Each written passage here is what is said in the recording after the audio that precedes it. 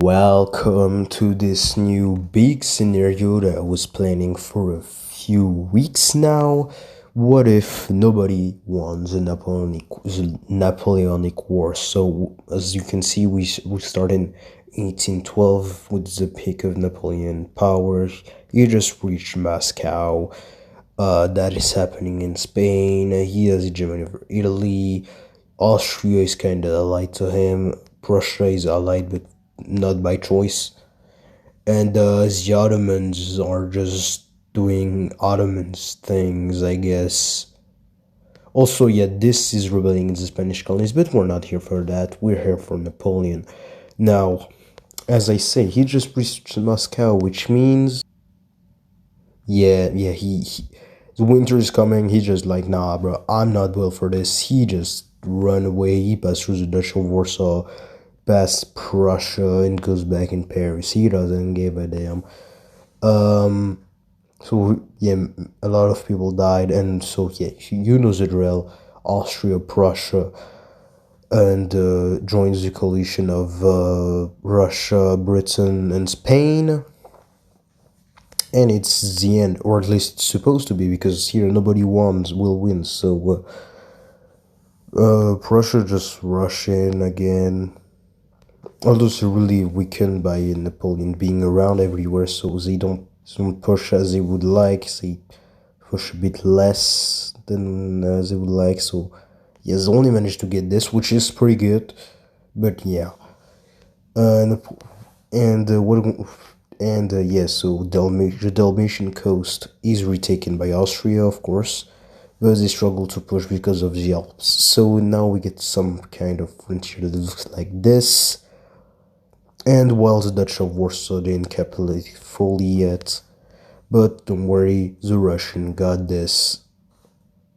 Although they don't fully, because there are still revolts, because the Polish aren't really happy of losing their state for the second time now. It's not going to be the last time, but still.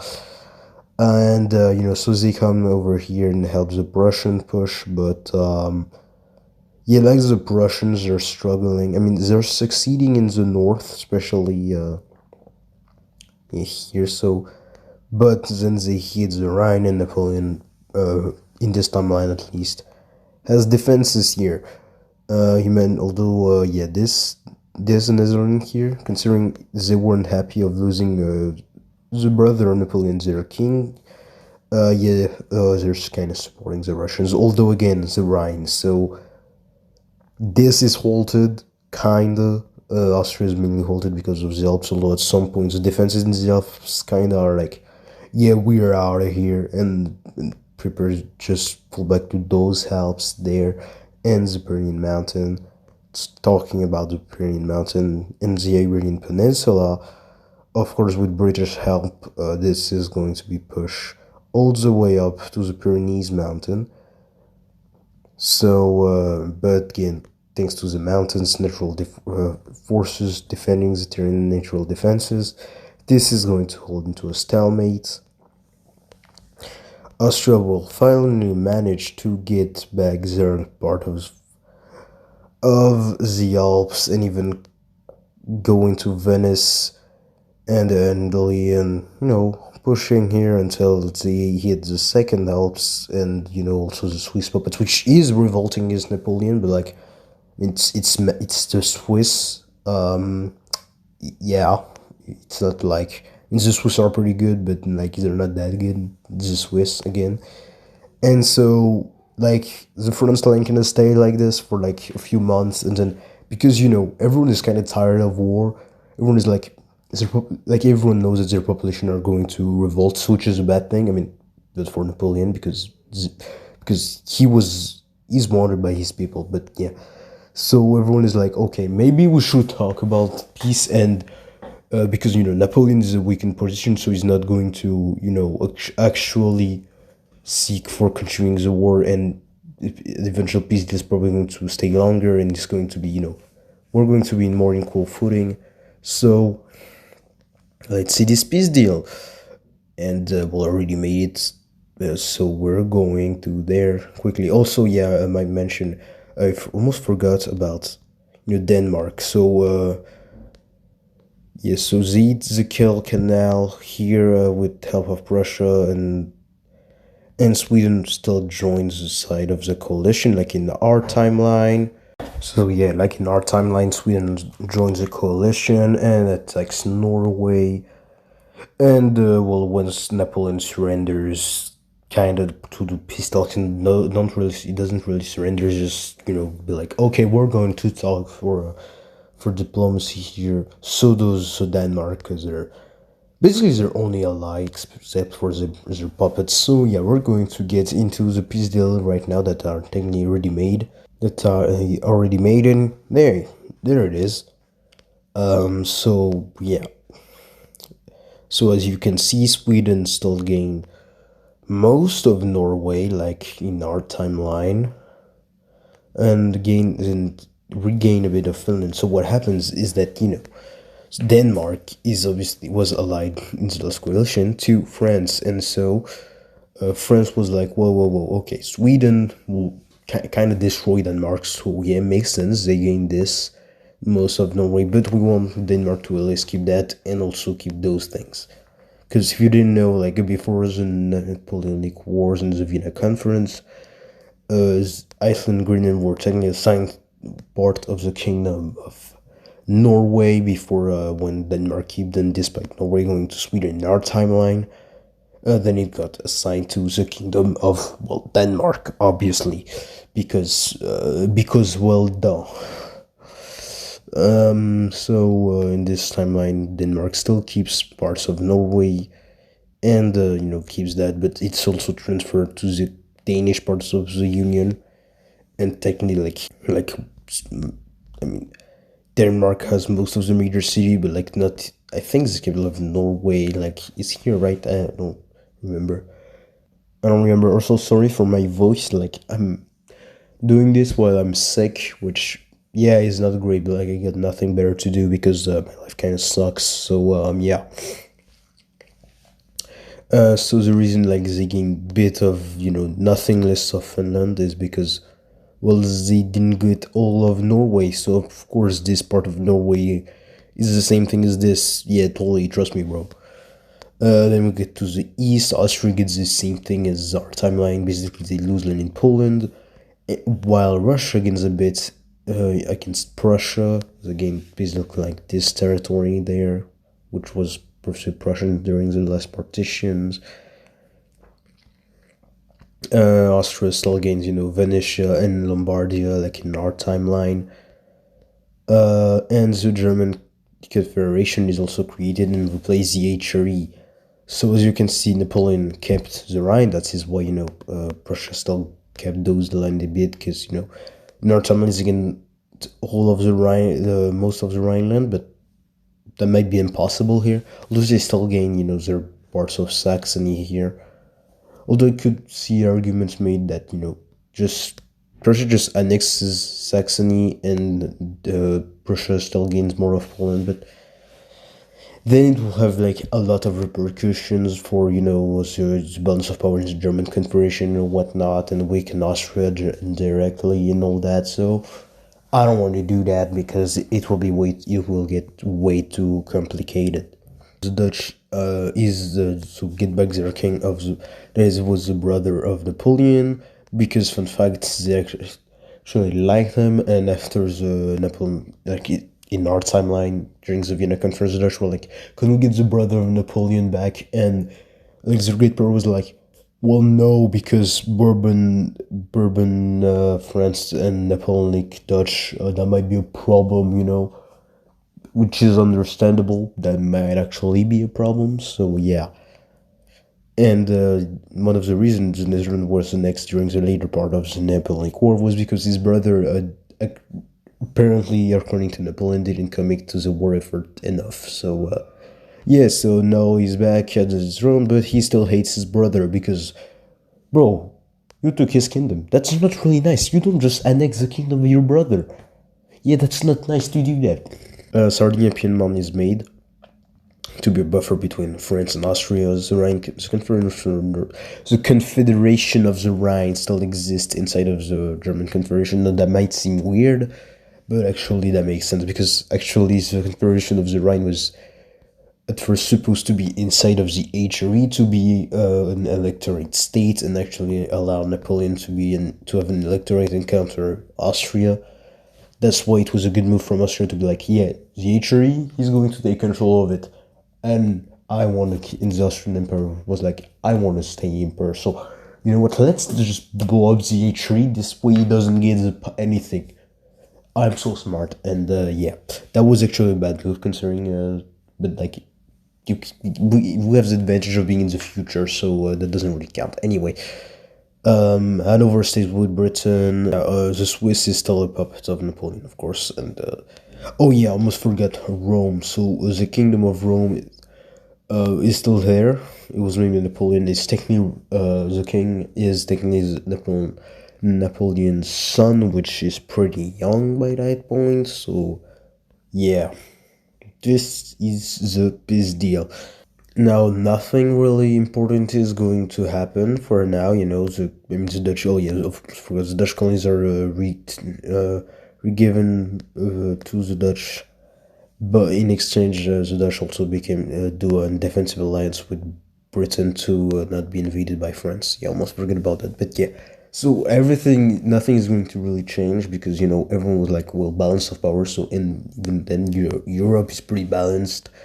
Russia is pretty huge population, but like to destroy something in the Ottomans, I doubt. You know, first of all, France is going to jump in because they don't want. You know, because you know those two still hate each other because of winter in Moscow, but the British might not like that also, and you know, so basically, it's basically like what happened historically after Vienna. Everyone is kind of strong, and nobody wants the other to get stronger. But this time France is a bit in a bit stronger position. And honestly, nothing's much is going to happen. I mean, you got the War of Independence here, which I'm going to do the map right now. So there is here. I finished the map for declaration. Also made the Treaty of. I don't remember the name that settles the border dispute for this. That almost called the Big War. Go with oversimplified video on that. And also, I'm not going to update much this map because nothing happens in South America, and it's not going to be relevant until you know. I won't, wait, no, I won't spoil it, but yeah. So throughout the video, even though the years passes, South America is not going to get exactly updated. I mean, it's not going to get updated until we're going to talk about it for a few seconds.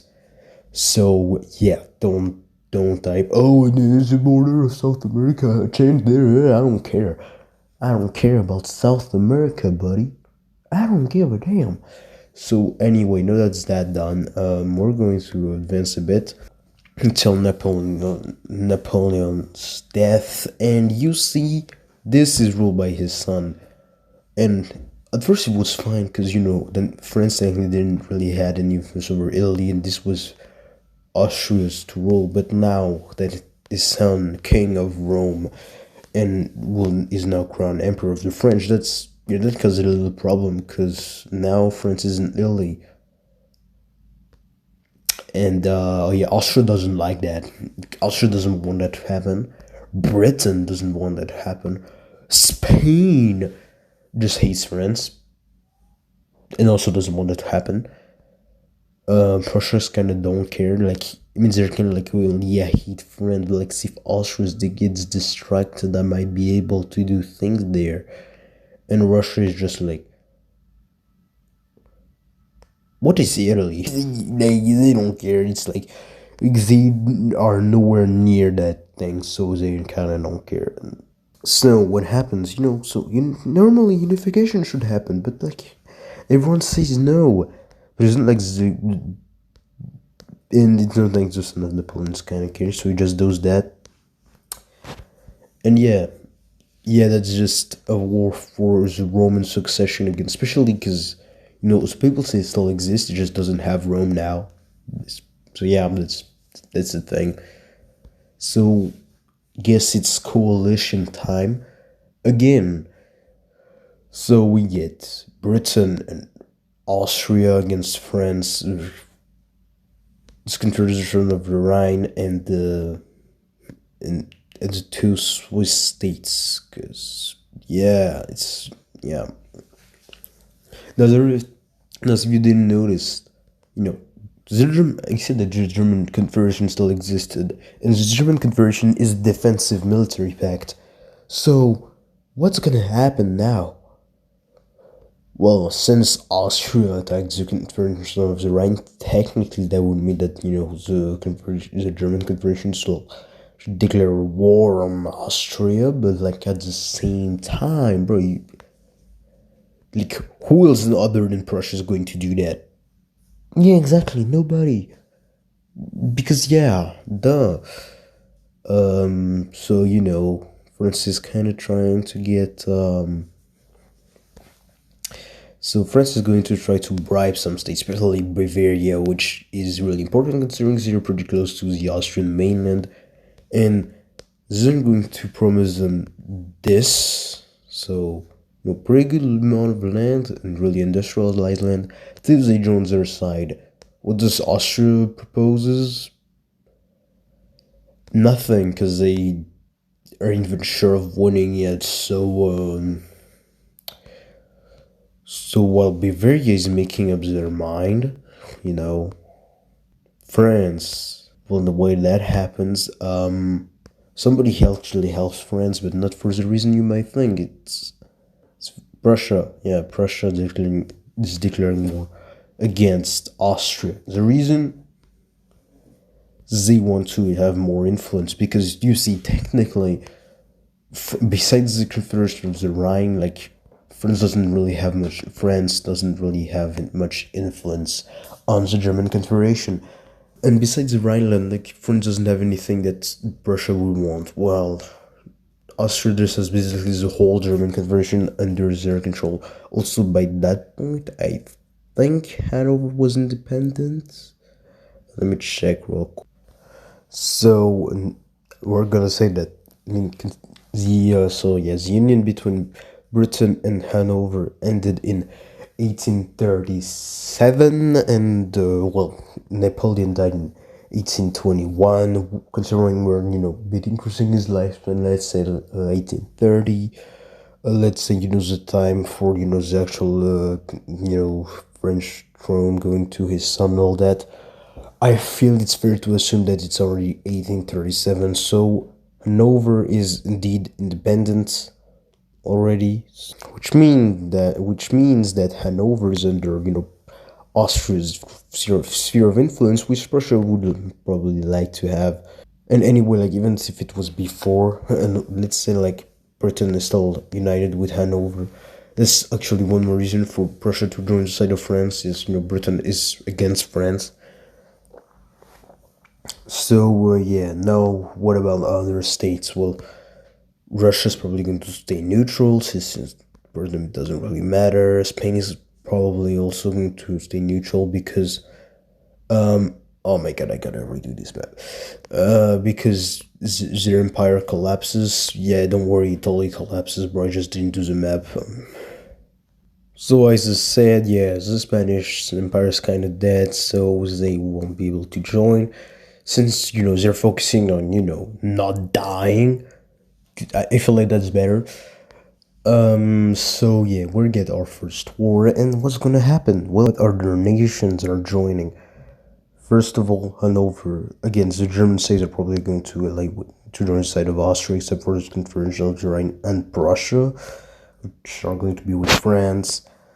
And the Italian states are just not going to do anything about it and just wait.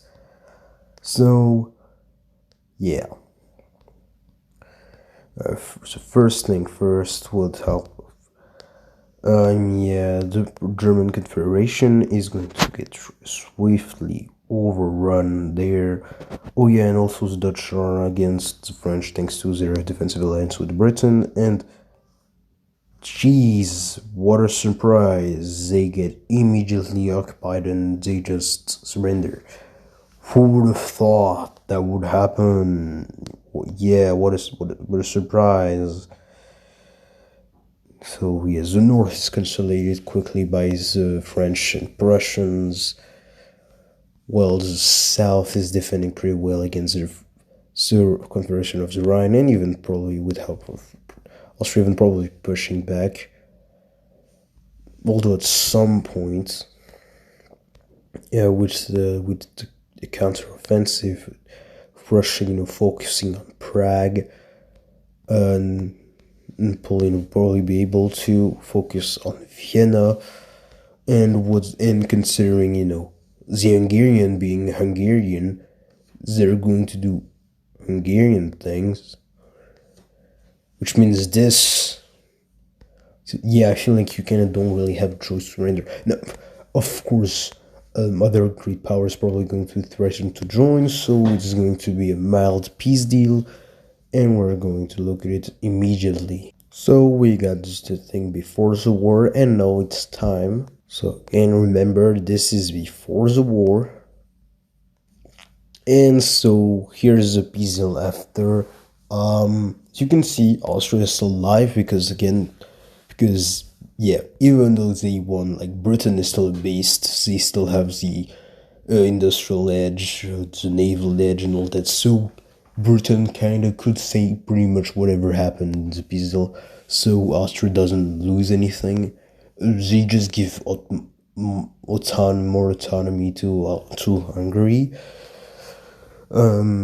As the Confederation of the Rhine kind of expands, and Prussia gets a lot stronger, like really a lot stronger.